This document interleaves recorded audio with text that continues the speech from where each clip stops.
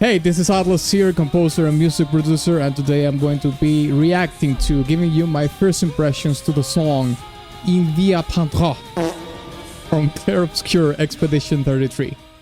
Boom!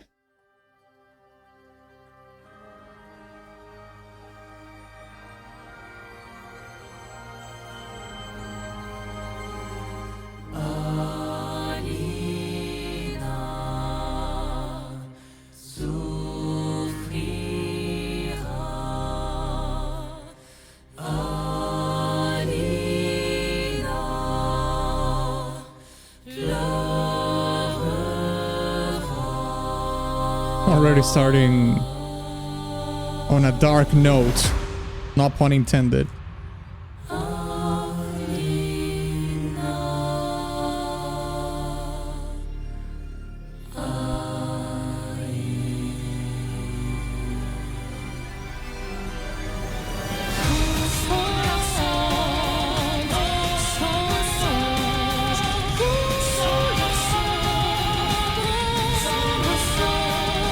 No way.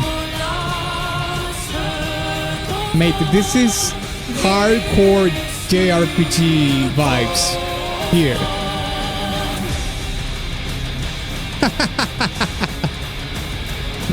Oh yeah.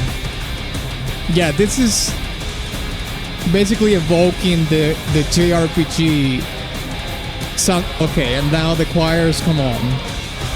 Yeah. This is ultra JRPG kind of music. Evoking... Well, with the choirs it's pretty Final Fantasy, but with the electric guitars and stuff... Overall... That was quite a contrast.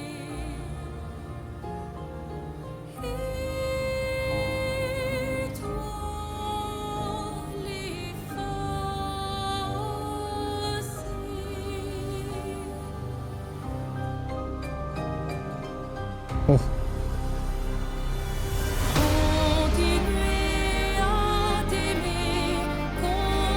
No, oh mate, I got goosebumps. They brought back the theme from Vietnamese. Drop it, drop it, drop it, drop it. Oh! Victor!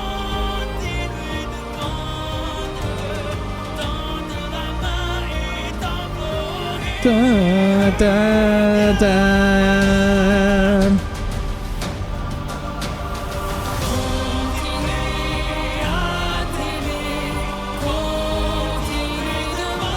Mate, this theme is so good.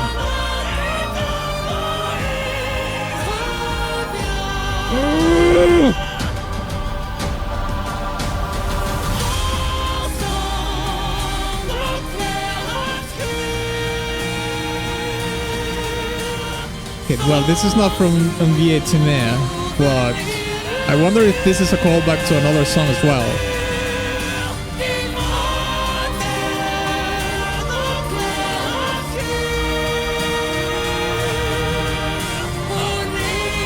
I do know there is a song called Clair Obscur. Maybe it's from that, a callback to that song.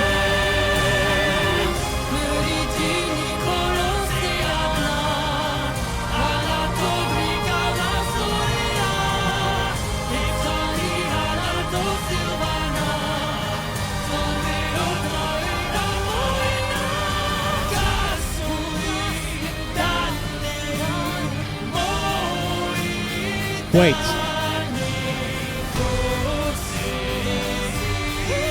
Isn't this the lyrics from Alicia? I mean, it's... They did the vocal melody differently here, completely differently, but those are the lyrics from Alicia, I think.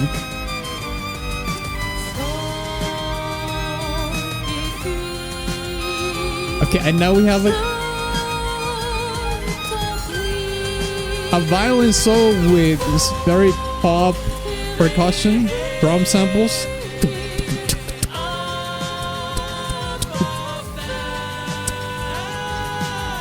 Yeah.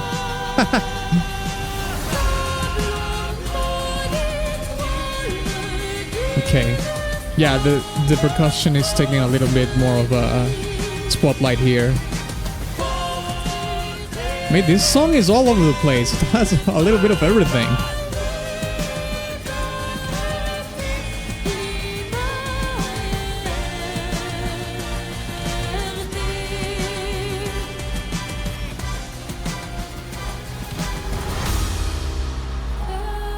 Okay, wait. Okay, let's just pause it right there, okay? Because we need to talk about this. Okay, the first thing that I want to talk about and reiterate again is the straight up classic JRPG metalish rock, you know, cue in the song, because it evokes completely, you know, the essence of so many JRPG OSTs in general. Obviously, when the choirs are added as a layer in the cue, it brings more that Final Fantasy flair to it, of course. But you know, even in the production of the whole track, well, not the whole track, that cue in specific, it is crafted towards, you know, Y2K production as a callback. You know, I think it's pretty much like a homage to the JRPG OSTs of that time. But not only that, we also have another callback to another thing which I already talked about in another video that I did before, which is Envie to me.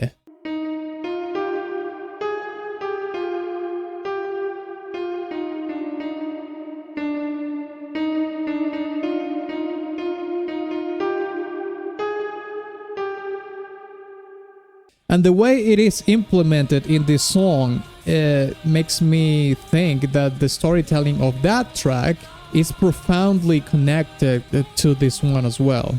I mean, it's using the main vocal melody as well. So for this particular video, I took the liberty of using Google Translate to translate the French lyrics into English.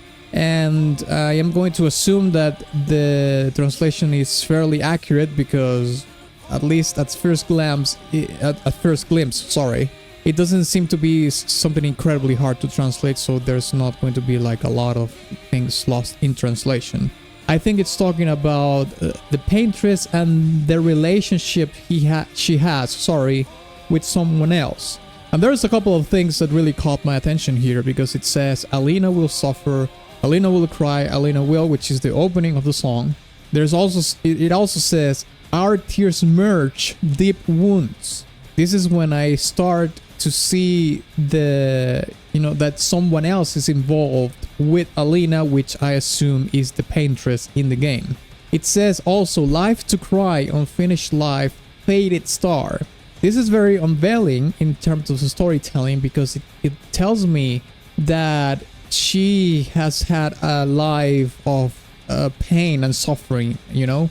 Unfinished life means that perhaps she had a different life before all this.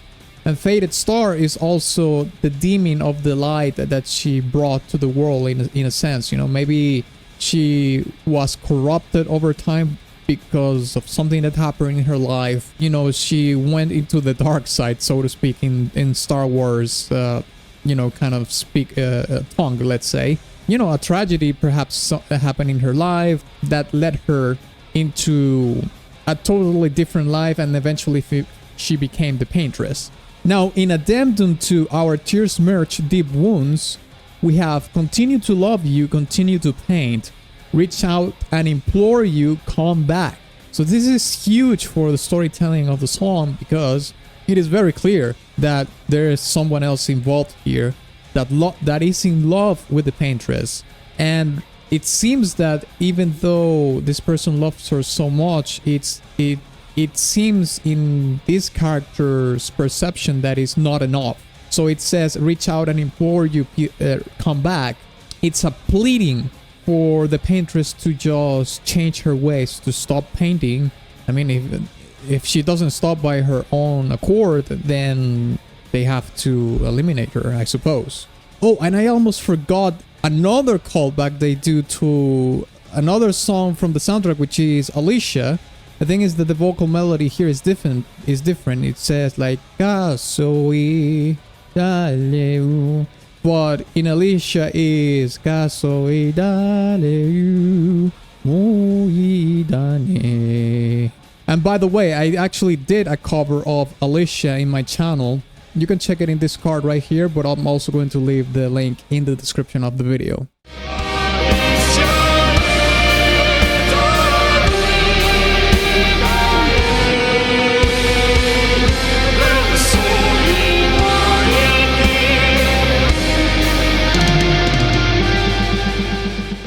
Now, of course, in the composition, you know, in the tone of the vocal performance of both the female vocalist and the male vocalist, which I think it's very important to point out as well, because like I said, this seems to be like the storytelling is related to the paintress and someone that is in love with her, a lass and a lad.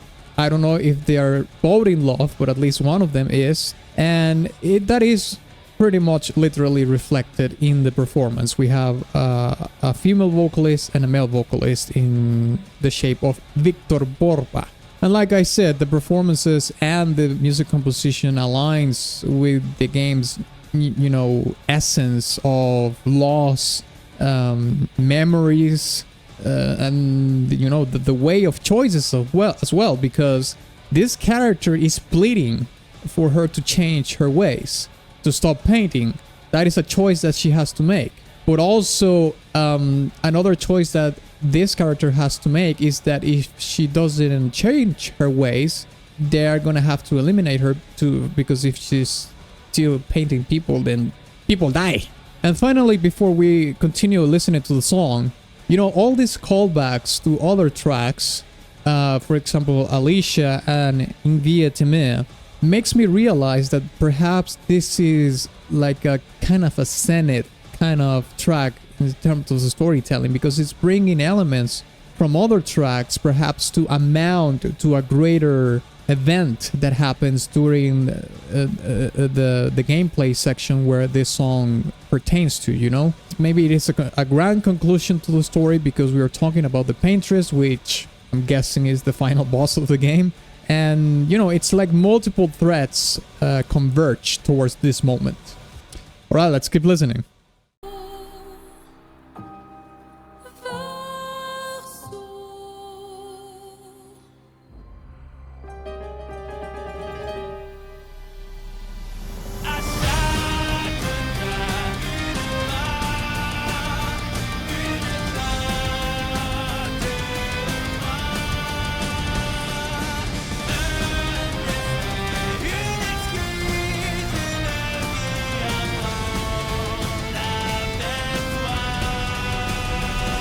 Okay, they're bringing another cue that is pretty much inspired by the classic jrpg OST.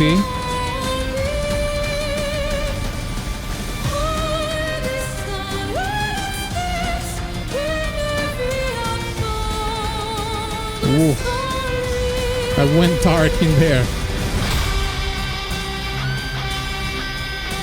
Guitar solo.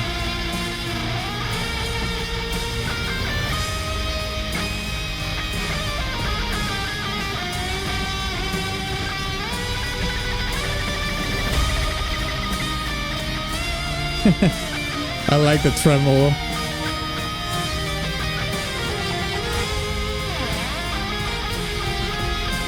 This is probably Lorien.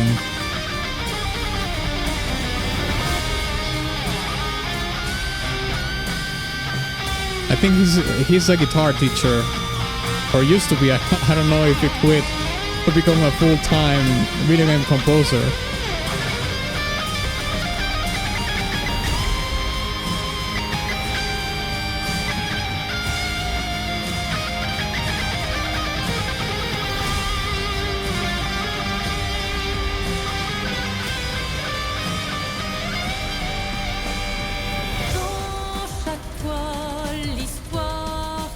That was cool.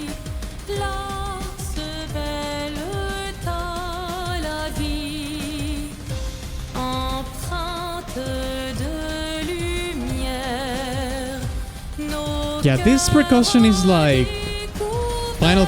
popish Final Fantasy.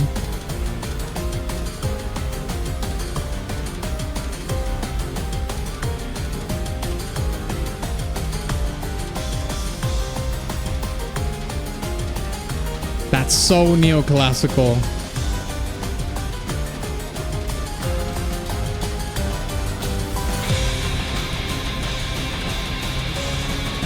Okay.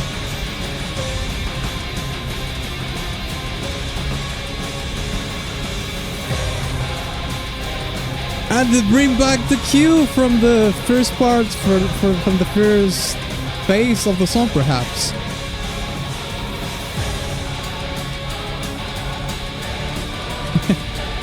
The choirs are so Final Fantasy, mate.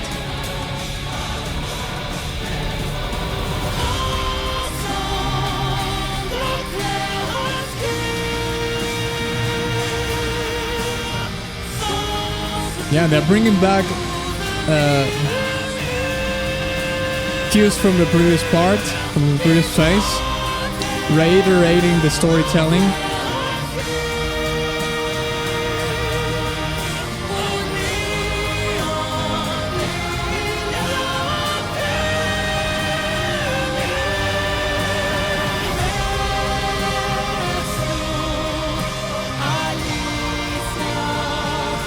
Alicia.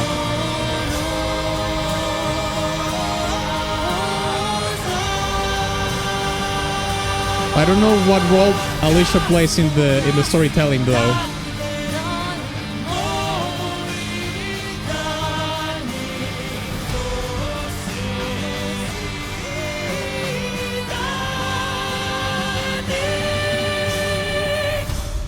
Oh, you know what? Maybe that tragic thing that happened in the Paintress life is related to Alicia. Maybe.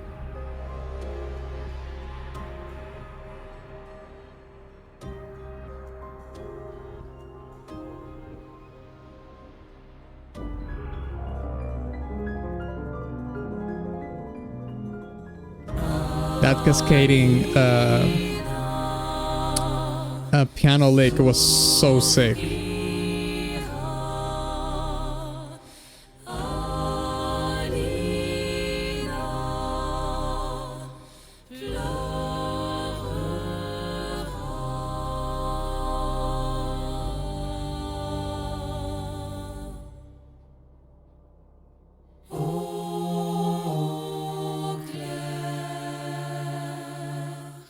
Getting goosebumps from that.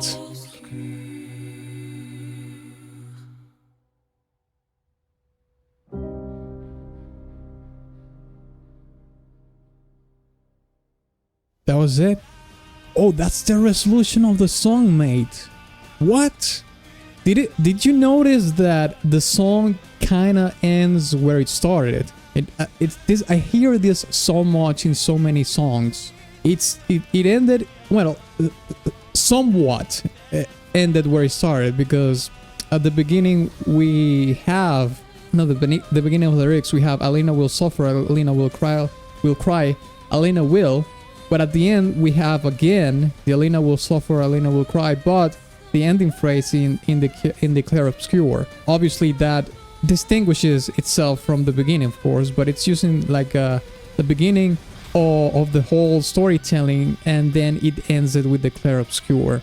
That leads me to believe that the track does resemble some sort of culmination to the whole storytelling. This is perhaps, like I said, doing all the callbacks to all the other tracks, and talking about the Paintress and the relationship of this other character that is in love with her, pleading her to stop her ways, or otherwise, well, I mean, choices have to be made to stop her that are not good.